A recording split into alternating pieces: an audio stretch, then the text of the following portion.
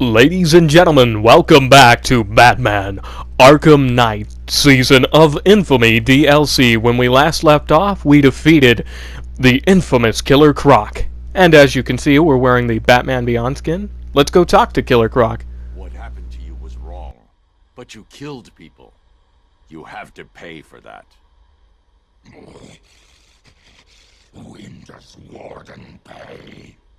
He'll face justice for his crimes. No. He will die. You all will. Lovely. Now, we are going to do another mission. Another mission. And that is... wait for it. Wait for it. The Shadow War Ra's al Ghul mission. Unfortunate news, sir. Members of the League of Assassins have been spotted on the rooftops of Miagani Island. Well, I presume it's the League, sir. The reporting officer's precise words were, and I quote, "crazy-ass ninjas." Thanks, Alfred. I'll investigate.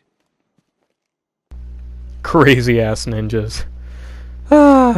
As you can see, in the evidence locker here, we have Killer Croc's hand, and that is due to a horrible experiment that was done upon to him in the previous episode. If you want to check it out, it's in my playlist on my YouTube channel.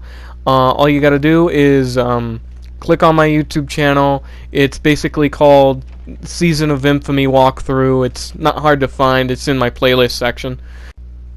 However, anyways, as you read by the title, this is not only just your average walkthrough. Oh, no, sir. It's pretty much also a story time. And that story is kind of complicated. First of all, I didn't want to do this to begin with, but my friends wanted me to pretty much hang out with them, and I didn't really want to hang out with my friends because quite frankly it was kind of due to like issues such as like mostly I didn't really want to go out, but I thought, hey, this, you know, if something good happens or something interesting happens, I could, you know, tell it on my YouTube channel or whatnot. And boy, did something happen, let me tell you. I mean, first of all, they basically called me up and said that, you know, hey, we're going to the mall, and well, we want to know if you want to hang out. And I was like, why not? You know, I have nothing else better to do. I mean, I didn't really have that much to do, and I basically pretty much said yes. And they're like, alright, do you have a ride to get to the bowling alley? Because we're at the bowling alley right now and we're doing a game. And I said no. And they just said, you know what, wait. So I waited for about 2 hours. Now this is important. 2 hours, okay? And they were playing for about 2 hours in the bowling alley. And pretty much they came to my house and they're like, hop in. So I hopped in. So as I was in the car, we were talking about pretty much, you know, mundane things like, you know, how is school, etc., blah, blah, blah, blah, blah. You know, stuff we were talking about wasn't really important, but for privacy reasons, I'm going to call these guys the Three Amigos.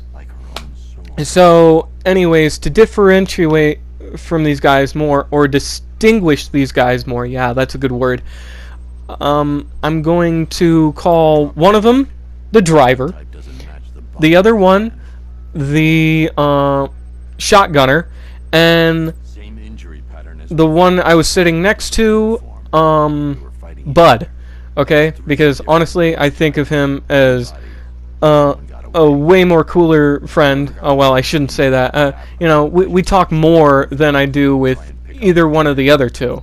So, anyways, we're talking about this stuff, and we go to, I think it's Korean restaurant, like a Korean barbecue. Okay, and they said before they even picked me up, don't eat anything. Make sure, like, as soon as we pick you up, you're like starving. And I thought, oh boy, I'm gonna get a burger. Nope, didn't get a burger. Did not get a burger. I got Korean food. Nothing wrong with Korean food. I was just not in the mood, you know. And you know how you're just not in the mood for certain foods? Like, you're hungry, but you're not really... You're just not in the mood for certain foods. You know, I guess I wasn't, like, poverty hungry. I guess I was privilege hungry, or whatever. Whatever you call it. But anyways, we go to this restaurant, and I'm like, I don't want to be here. And it's like, it's too late. We already brought you here. And in case you didn't know, this place, this Korean restaurant, has these cookers on the stove, pretty much. And they also have these menus. Now, let me mention the menus. Like, they're about... The food usually costs 20 to 25 to about approximately $30. The food, okay? And how do I put this lightly? If you do not finish the food, it costs extra. It costs $15 extra. So if you have a bunch of food, like, you better make sure that you eat that entire thing like your Kirby in the video, you know, the video game character Kirby. Like, you better make sure that you inhale that food like there's no tomorrow. Otherwise, you'll be paying big bucks. Okay? So, yeah. There's that. But anyways, let's get to the cooker. The, like, built-in cooker that they have at every single table you practically sit at. Almost every single table. So anyways, we have this cooker, and we cook our own food, which is kind of cool, but I'm kind of paranoid, okay? Because these guys, especially Shotgunner, is kind of, how do I put this, immature as hell, okay? I still love him with all my heart, okay? But Shotgunner is really, really immature, and he's like on the window seat, and Bud is actually near, you know, the turner where you turn on the cooker and turn on the fire. And Shotgunner basically says to Bud, "Hey, can you turn it up a little more? We need to cook this food, you know, and make sure that it's not raw." Understandable. And so he turns it up a little bit. Okay? And then Shotgunner kind of is like, "Hey, can we turn it up a little bit more?" Now, I don't know if you guys have seen this video. I'm going on a little rabbit trail here. Basically, there's this video of these two people eating at a Korean restaurant, and one of the like waitresses, you could totally tell it's her first day on the job, you know, and for some reason she spills like some sort of oil on one of the customers, and then like the stove that they were cooking at, she catches fire basically. And I saw that video and I freaked out, and once I went to, you know, that's partially why I did not want to go to this Korean restaurant. It scared the ever-living hell out of me that I might get burned, or I might look like, you know, practically a Batman villain. I'll look like Two-Face, you know. Scared the hell out of me. Or might possibly end up like, I don't know, dead, due to like extreme burns, you know, and pretty much Shotgunner is like, let's turn it up more, and so he stands up a little bit, and I tend to forget this literally just happened to me today. So Shotgunner, he basically gets up, and I think he did. He turned it up a little higher, the flames a little higher, and I kind of pulled my seat back like, oh god, I don't want to get on fire. And pretty much Driver is mostly cooking our food, and he's cooking it to where, he's cooking it like well done, but the flames are pretty much like getting like higher and higher as he's cooking it, if that makes sense. Like when you're cooking something and you're flipping it, then the flames kind of almost consume the meat or whatever you're cooking almost, if that makes sense. Like flame is like appearing out of this stove, okay, or out of this like homemade like cooker, or not homemade, built-in cooker, not homemade. What am I talking about? But anyways, and I'm like, Jesus, and it's like, it's a pretty big flame. We got some pretty big flames, and Shotgunner is like, let's get it higher, and he starts singing that Billy Joe song, Start a Fire, the da da da da da fire, da da da da da da da da, you know what I'm talking about. But anyways, okay, where was I? So we're eating this food, right?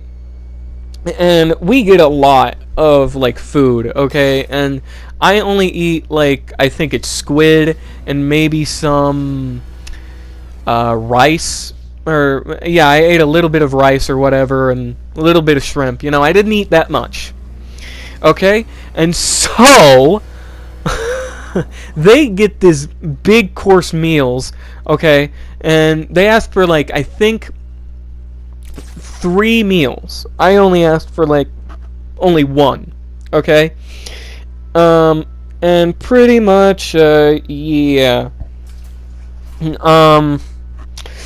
so they're eating and consuming like, like I said, Kirby, you gotta eat, like you gotta inhale stuff like there's no tomorrow. You gotta channel your inner Kirby, okay? For any Kirby fans out there, you know what I mean. But anyways, I think the second meal comes, and what happens is there's some oil or something on the plate to make the food cook better, but there's like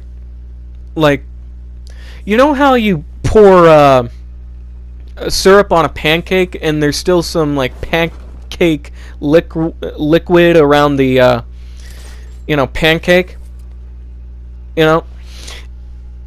that's basically what it looked like with the oil on the meat. And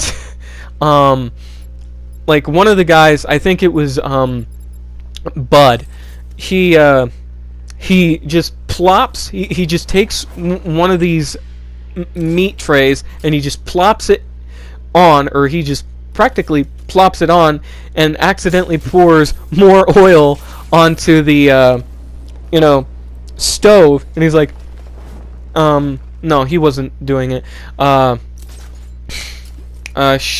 Shotgunner was like, wasn't that oil? And I'm like, I have to go to the restroom. So I was so paranoid that I was gonna catch on fire because of that video I just described to you, where like one of these people who ate at a Korean restaurant, practically caught on fire and got, I think, 4th degree or 3rd degree burns. No, it was 3rd degree burns. And I did not want to catch on fire. And they're joking, having a good time. Well, mostly Shotgunner is. He's joking about, oh, fire won't hurt you. I know he's joking about it, but you know, joking can lead to one thing and lead to another. So you got to be careful, you know, especially when you're dealing with, you know, pretty much fire. You know, when you're dealing with fire, I think if you're dealing with a weapon, you shouldn't joke that you aren't going to get hurt with it, because I believe in jinxes. Like, if you say something, like, pretty much, if you say, man, imagine if we got in a car wreck right now, and then instantly there's a car wreck. You know, I believe in, you know, jinxes like that. And I don't like it when someone says it. I don't even like it when I accidentally say it, you know? It scares me, because I don't want to, you know, say stuff like that. That's why whenever someone says, oh, you can sing, I try not to brag about it. And by the way, I'm not that talented of a singer, by the way. Nor am I a talented guitarist. But anyways, I'm getting off on a rabbit trail there. I can't talk.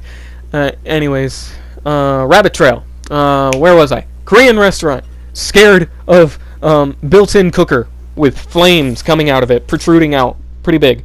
And for some reason, I just got extremely bored, and I was filming. Actually, I filmed,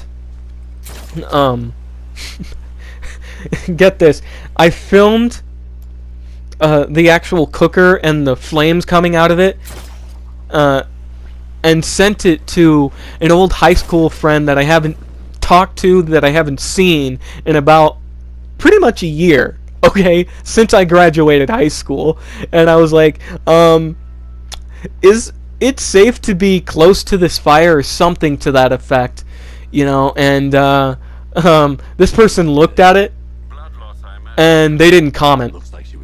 I don't even think they watched the video, because the caption was, is this safe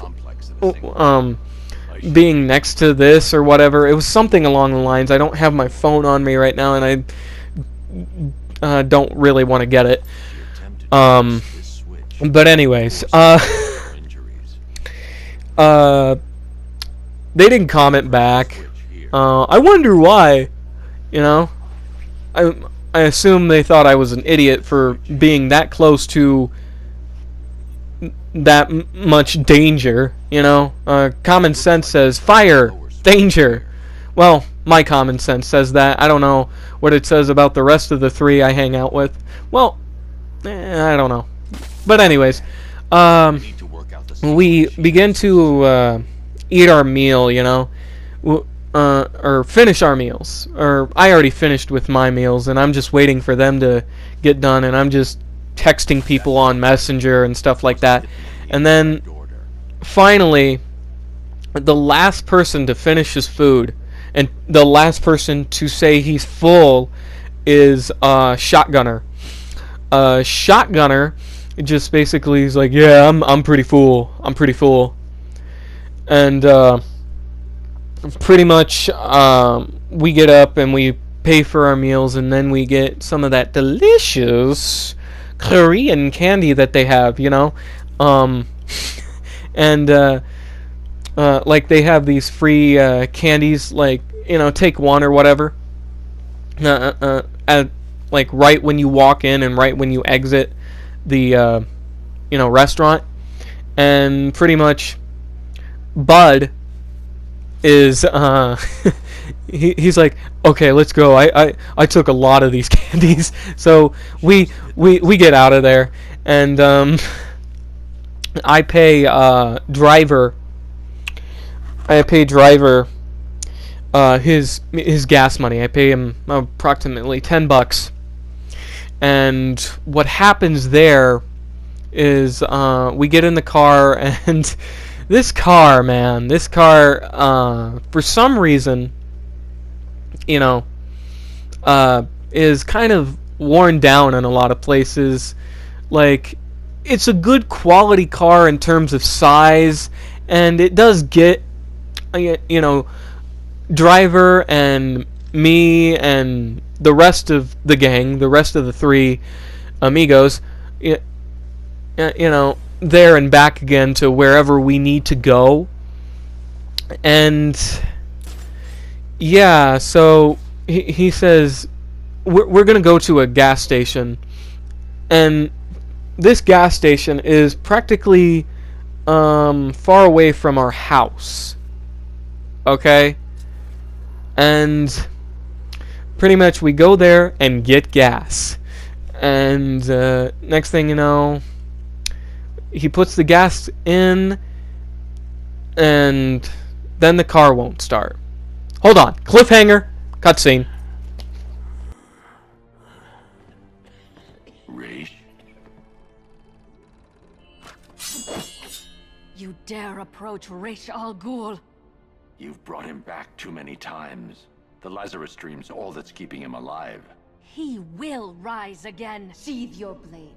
There will be no fighting here.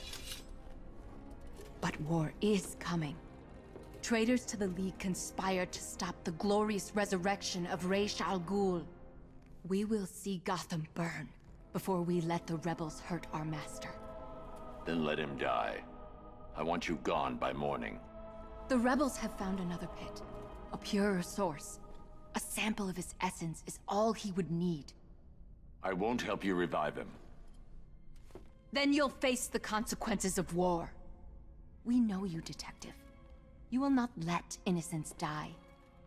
Yet you will not kill the demon's head to prevent their deaths. You will do as we ask, because your precious morality compels you to. Detective. Help me. For Talia.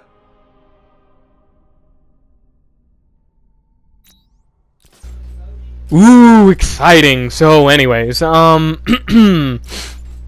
I said, the car will not start. Like, everything just powers down. And I'm like, what? Wait, what? Everybody's like, the car will not start. It's like, what happened? And this car, or I should say van, pretty much, to begin with, like I said near the beginning of the video, it does get us there and back to a certain extent, but it is a very old car. Okay? Like, seriously, as soon as Shotgunner opened my side of the door just to, you know, talk to me and tease me, you know, like usual friends do, kind of, he, like, outer rim of the car kind of fell apart a little bit, like the soft, mushy edge of it that, like, helps shut the door, if that makes sense. Like, this car is, like, kind of falling apart. There's, like, certain pieces that are missing from it, and I'm like, shit. But, you know, I've been in cars like that, you know. You know, I've driven around in, like, family cars like that, because, you know, I grew up in a family of three, and we weren't always the cleanliest people. But anyways, I digress. So anyways, the car, as I said, is practically dead, and we're like, oh crap, what are we gonna do? And Driver basically says, he says, oh, well, we could take it to my dad's shop, but he will be pissed off at me, and he will, excuse me, he will probably not let me drive this car, you know. And we're thinking, crap, like, I'm gonna have to take the bus, the public bus, aren't I, to get home, you know. And pretty much Bud is like, oh man, I'm gonna be late for work. That I also forgot to mention, he had his work clothes in there, and he was gonna work at this grocery store that he usually works at. I'm not going to say the name for, again, obvious reasons. And, you know, he's stressing. I'm kind of stressing a little bit. And, yeah, we're pretty much like, oh man, we don't have jumper cables. And we did not have jumper cables, okay, for this. We were basically asking people, well, at first we were afraid to ask people for some odd reason. We were basically trying to plan out what would we do if worse comes to worse and this car doesn't start. Do we push it out of the way? Do we push it all the way to, you know, driver's dad's car shop, because driver's dad is a mechanic. I think I already said that. But anyways, we're just talking and we're like, we need to get like jumper cables to restart, you know, the battery, because it's not the gas, because it has a full tank of gas. It's just it was basically just the battery and we're thinking, how did the battery go out, you know? And that's where the bowling comes in. I am not joking you. I repeat, they were in there for 2 hours, and you know what happened? They pretty much just let one of the lights go off while like one of them let their door open slightly, apparently. They came to the conclusion while they were bowling that they left their light on, and it was like, are you kidding me? This is ridiculous. Like they left like a light on or something in the car that made, you know, when you open up a door, a light comes on. But I was just kind of frustrated, and everybody in that situation was frustrated. Shotgunner was like, oh my god, in a very sarcastic tone, says, this is the greatest day ever, right guys? This is the greatest day ever. In like a, you know how when someone smiles but they're not really happy, they're just really freaking annoyed? And very, like, you could tell there's sarcasm in their face. Yeah. So, we finally have a plan, and I will get to that right after this cutscene.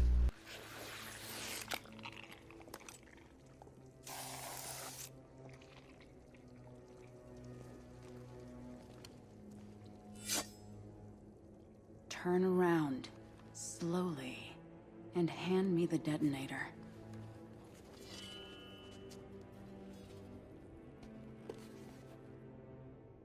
Nissa. Thank you, Bruce. Does Raish know his daughter fights for the rebels? The rebels fight for me. And that zombie no longer knows his own name, or the day of the week, or that his other daughter died. I'm sorry about Talia. She was a loyal fool. I am neither. You understand. So long as my father's corpse sits strapped to those tubes, there will be war in Gotham. What do you want, Nissa? Go back to him. Destroy that foul machine and let the thing that was once my father finally die. I'm no killer. He's already dead. He has died 1,000 times.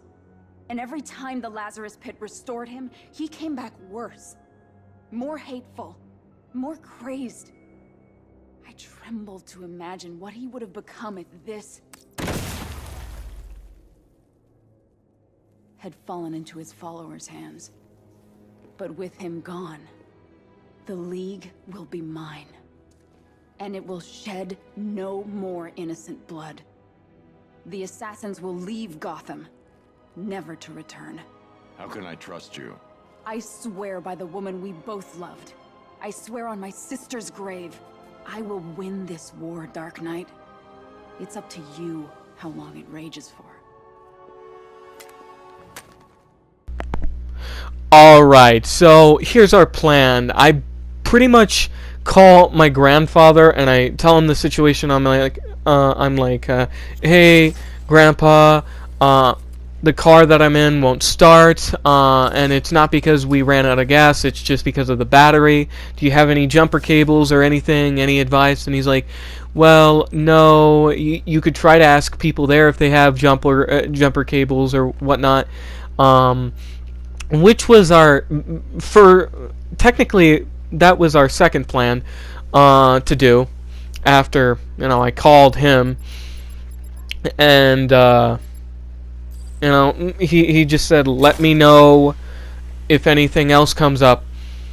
And basically, now remember, we're at a gas station, and so driver goes to the actual mini mart that every gas station has. Like, if you've been to a gas station, you know what I'm talking about when I say like mini mart.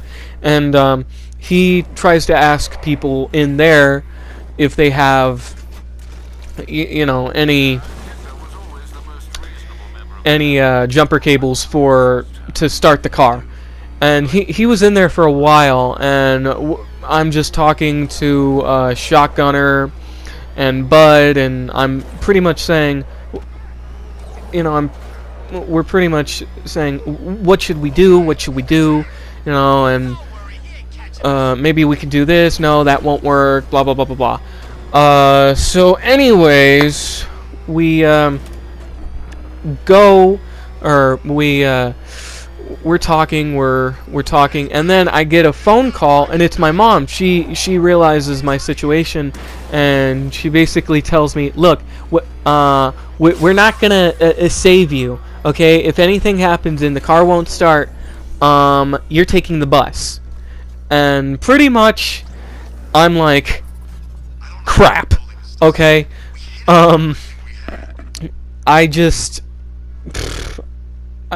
I was like, aw, damn. I was kind of hoping for a ride, but, I kind of figured, yeah, they're not going to give me a ride. They're too busy, which is understandable. And honestly, if it was kind of a waste of a call, because I already thought about taking the bus, and Bud also thought about taking the bus because he thought about being late to work, and I just said, dude, call him, say that you're in this predicament, and he's like, no, I don't want to do that, I'll get in trouble. And I'm just like, fine, whatever. So anyways, we're just kind of stumped, and we don't know what to do. And then pretty much a driver comes out, and we're talking about the situation, and what happens is we're like, you know what, maybe we should start asking people or whatever, or they should, because I'm mostly in the car just kind of waiting and contemplating on whether or not I should take the bus or not. And I got very close to taking the bus. Very close, because, we were there for a good, I would say, 30 minutes to an hour, maybe, at the most. And, I did not really want to stay there for a very long time. Again, I didn't really...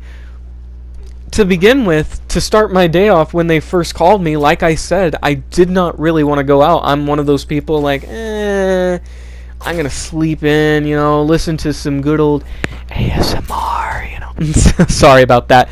Gotta love it. ASMR, da-da-da-da-da-da, what am I? Well, anyways, they start to ask around, driver and shotgunner, they start to ask around, and there's actually this guy in this red car. And this guy, I'm not joking you, he looked like a thug, but he said that he would help us out. So we're thinking, oh, thank God, he has jumper cables, you know, and he's gonna help us out. He's gonna, you know, get this car started, and, you know, we'll be on our way. So he's on his phone, right? And he's looking on his phone, and I'm like thinking, oh, maybe it's just, you know, maybe it's just like he's trying to figure out which jumper cables or whatever and whatnot. And that's not what he was doing, or at least that's not what I think he was doing. He was on his phone, and next thing you know, he starts dozing off. You heard me correctly. He starts to doze off and goes to sleep. He starts sleeping. Next thing I know, I hear Shotgunner saying, oh, "He's asleep! He's asleep! Maybe we should wake him up." And we decide against that because honestly, we don't really know this guy. We don't know, like, this guy could be on drugs. You know, he could be like extremely violent. And sure enough, we did eventually get help. But before that, cutscene time.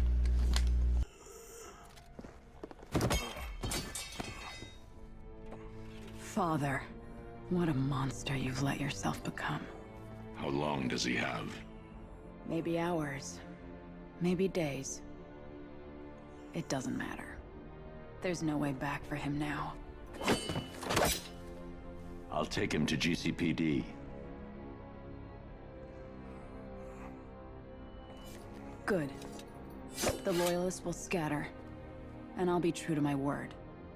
The League has no business in Gotham from now on. Nissa. Don't make me regret this, or you will. So anyways, there is this guy who actually comes out practically out of thin air, and just to get gas, and we call this guy over, and he actually does help, unlike the previous guy. And it took us a couple of tries, like I think 3 tries, but we eventually got this car running. And so we want to pay this guy. Well, actually, Shotgunner's like, "Hey, Charles, you know, pay this guy." And I'm like, "Fine, I don't have a job, but you do. Yeah, I'll pay him $5." So he didn't actually take the money. I actually got the money back. But anyways, that was my story. Make sure to like, comment, and subscribe, and don't forget to hit the bell notification to get notified of all my lovely little videos. And remember, don't say Macbeth on stage. Bye-bye.